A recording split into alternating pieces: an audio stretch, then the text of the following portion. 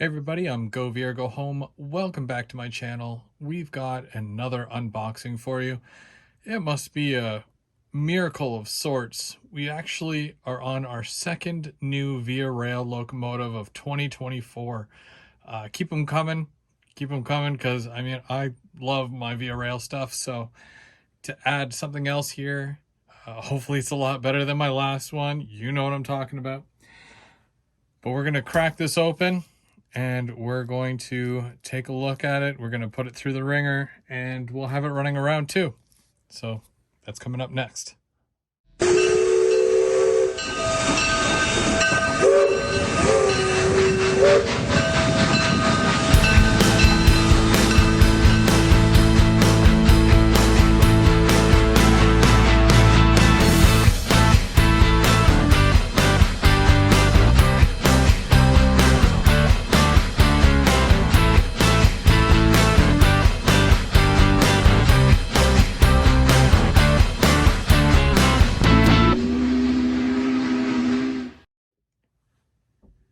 All right, so as I said, we've got a new locomotive here. I've only noticed Athearn to do this because their boxes are so nice. It comes with a cardboard protector around it. This is an Athearn Genesis. Always a lovely box. And that's actually raised. That's very nice. And what we have is the brand new P42 Via Rail Love the Way, and this is number 908, and this has Tsunami 2 sound included. So let's crack this thing open. Let's see what you get inside.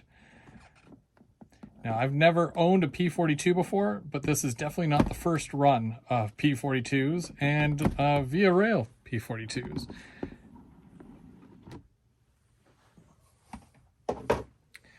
So once we get that open, you've got your sign up for Athearn News. It's never anything interesting anyways.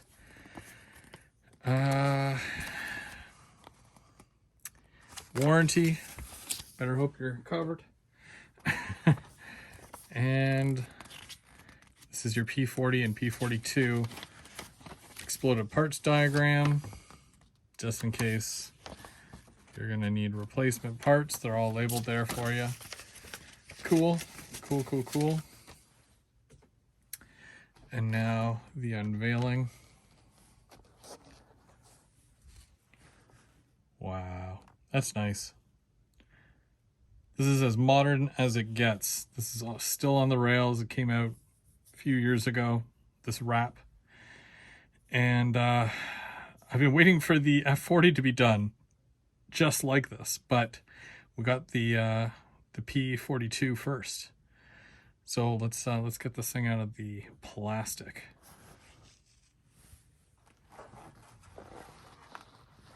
These things were notorious for having broken steps because the steps attached to the body, everyone always broke them off. So whenever you buy a used one, it always says steps are broken or missing. So that was always a bummer. This is your French side. If you happen to go with 911 or 911, it's actually the opposite. So the French is on this side and the English is on the other side. Just in case you have a preference when it comes to stuff like that.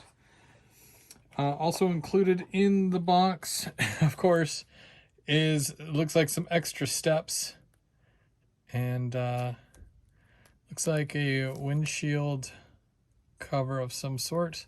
Probably goes up near the windows there. Very nice. Wind deflector. I'm not sure. It's moderately wrapped. I mean, this is a very standard way for a lot of trains and train cars to get shipped in their clamshell of sorts, with the foam on the top and the bottom. And that's very heavy. Wow, that's heavy. That is a very heavy locomotive. Oh my gosh. All right, now that it's out of the packaging, let's get a closer look. Okay, so this is actually a wrapped version of the delivery scheme. Kind of looks like the Renaissance. It's had a couple of different phases where it went from the bluish color to the greenish color, which is just a repaint, but they took a lot of these ones here, which is just the blue, and they've wrapped the sides. That's why your top is still blue. So they just wrapped the side with the silver and the Love the Way. They did this with a lot of cars, and they also did this with the F40 as well. And they even did a version that was originally announced that you will probably never see unless it's custom done, and it is the one with the poppy. So hopefully at some point we can find those, but I highly doubt it. Nice try, Athearn. Nice try. But this one is really cool. I really like this one, and I'm really surprised that I have not purchased a P42 earlier. I mean, they're not the prettiest looking, but this is a great puller, and I hope it sounds as good as it looks. There's a lot of metal etching parts here, and you can see through these grills, and yeah, it's just a very solid locomotive. So I can't wait to do a pull test with these to see how many cars it can actually pull. Okay, here we are at the front of the locomotive. You can see a lot of detail here. MU cables. That looks like a plastic coupler. It's going to need to be changed out for a KD. And then number 908 with the separately applied windshield wipers and a series of different lights. Now, I don't remember seeing on the card any of the numbers for the DCC and what they all represent and what you press for what. So the whole tsunami thing has escaped me. But if it's like most of the other ones, you know, you're going to get your bell, you're going to get your horn. Are they correct? I don't know yet, but we'll definitely take a look and see, you know, or at least hear what our options are. Of course, you know, you can go onto their website and they'll have a list of all that. But most other manufacturers give you a book that gives you the rundown of, you know, how to use this thing. They didn't here, at least I don't believe so. There's nothing else in the package, so looks like you're just gonna have to play with it to figure it out. Okay, so let's start this thing up. Let's see what our options are here as far as lights and sounds. I'm gonna go ahead and I'm gonna add power to the track. Oh, okay, so it looks like because it's still 03, it's muted, so I'm gonna unmute it.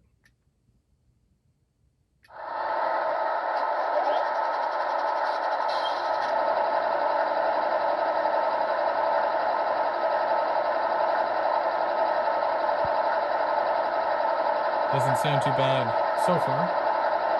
Let's do function 1.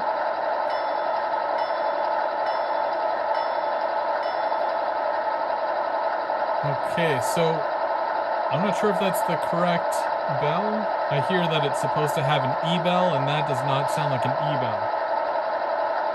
Here's function 2. Oof, that's loud. Okay. Function 3. I don't hear anything. Function 4. I don't hear anything. Function 5. Okay, there's your ditch lights. Function 6. There is your headlight. Okay. Then what's 0? Your other headlight. Okay, so that might be the, okay. Sure.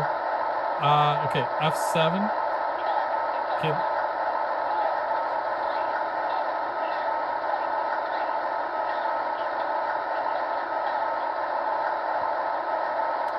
Okay, you can hear some sort of chatter there. Said something about milepost 3, something, something. But it also dimmed the headlights. Now, if you see a bit of flashing or flickering there, that's just the camera. That's not actually what's happening with the locomotive.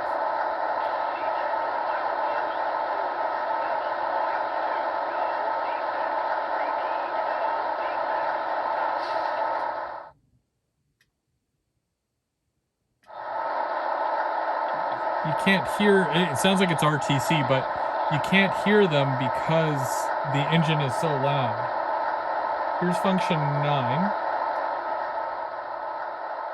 Okay, so that quiets the sound of that.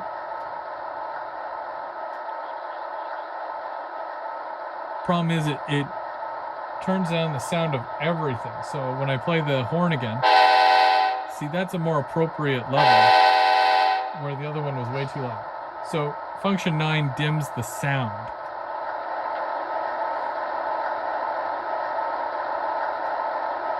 Unfortunately, it dims the sound of everything, so where the crew chatter or the RTC was already really low, it's next to impossible to hear it when you dim the overall volume. That's your difference there. Let's see if there's more functions. There's function 11. I can't hear anything. There's function 12.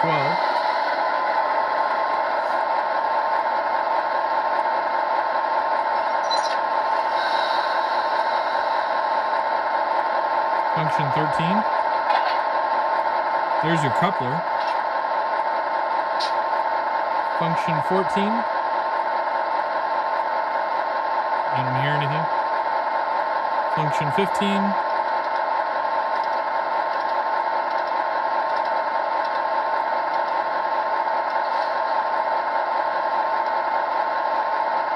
Function 16.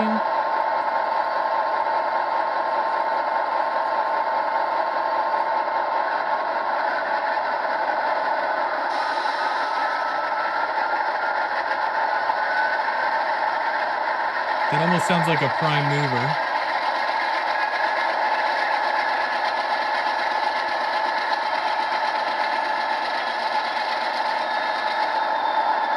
Function 17.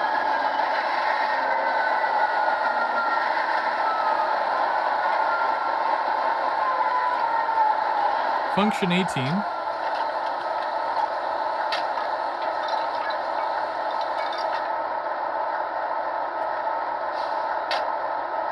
Oh, sounded like someone was closing the door. Function 19. Nothing. Okay, so we'll just go back to regular function here.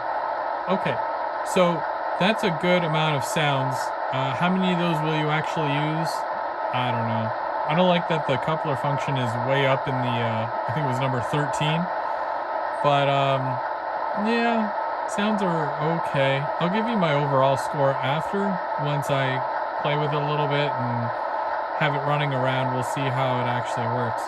But, yeah, with your 0, and then your 6, and then your 5 for ditch lights, that's all pretty standard stuff there. And they're very bright, they're LEDs, very nice, clean, crisp. Same thing with the paint job, love the paint job as well. So I think it's time that we get this thing rolling. Okay, so this is going in the forward position.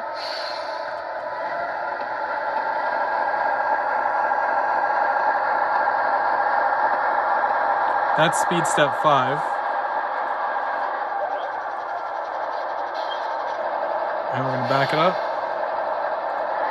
There's speed step 3, 4, 5.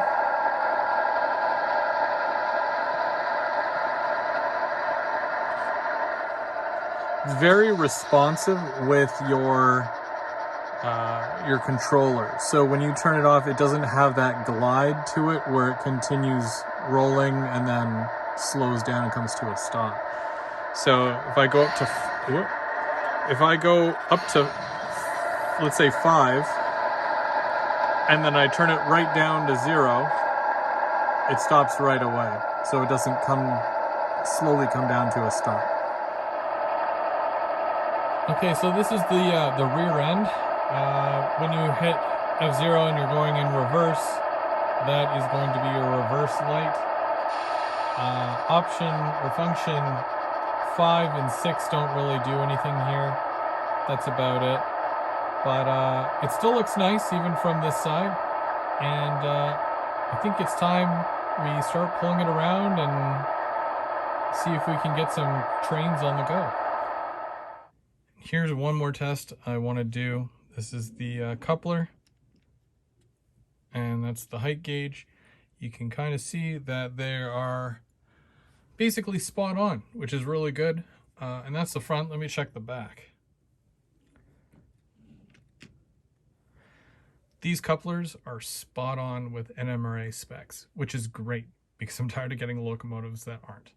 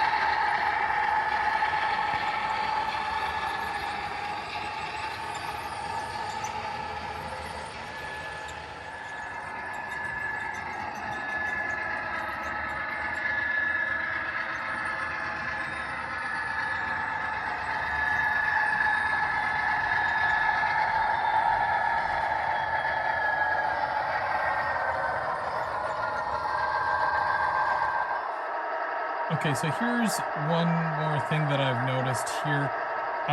When you do the horn, you've got the flashing strobe lights. Now the horn is not super responsive, because I'm sure that you have to honk it twice in order for it to activate those. However, the pulsing headlights, ditch lights, whatever you want to call them, it's not even a thing in Canada. So technically that's wrong if we're trying to be prototypical here. I have expressed frustration with this in the past, where you have an American locomotive like the P40, and also P42, that were done for Amtrak. I'm pretty sure Amtrak has it. I'm not entirely sure. I don't really follow Amtrak all that much, but I know for Via does not have the flashing ditch lights. So for them to take the same board, the same sounds, and put it on a Canadian locomotive, it is supposed to be a Genesis locomotive. Also, with pulling the cars around, I'm not sure if it's based off of the cars and them not being as free rolling as they should be. Sorry, repeato.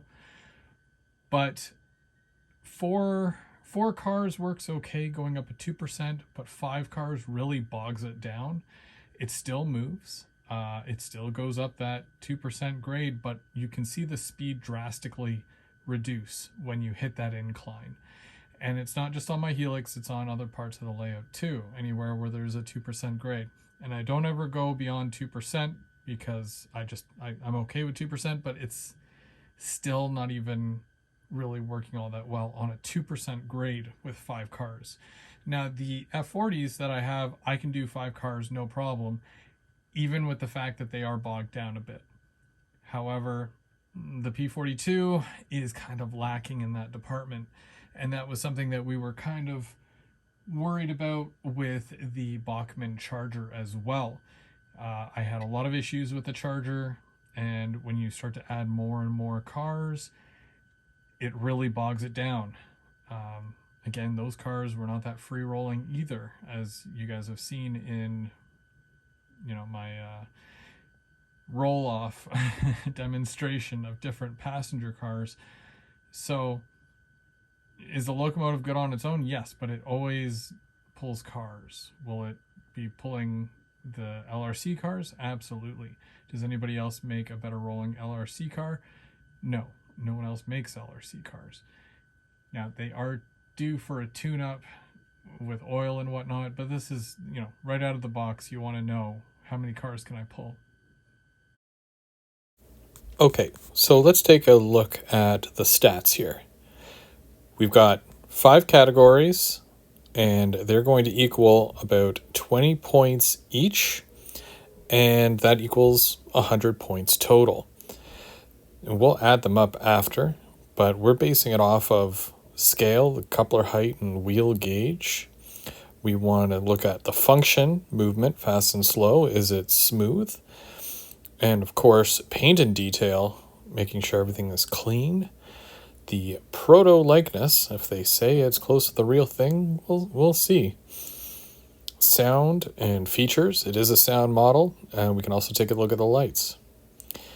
We'll take the score and then basically base it off of, how good it is and if you should buy it. All right, let's get started.